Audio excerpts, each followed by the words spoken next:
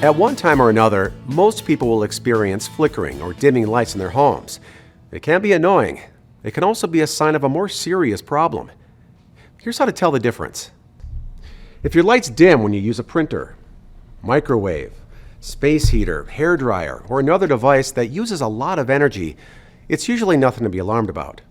But if you experience frequent dimming or flickering lights or burnt out light bulbs, it may be a sign of a serious electrical issue. Flickering or dimming lights sometimes means there are loose connections in light switches, outlets, or your electrical panel. Loose connections cause electrical arcing. Arcing occurs when a spark of electricity jumps from one connection to another. Arcing can cause a fire, which means this could be a serious issue that needs to be addressed. Do you have concerns about flickering lights in your home? Our technicians can troubleshoot the problem and find a fix. We can solve any electrical problem. Give us a call. We'll be happy to help you out.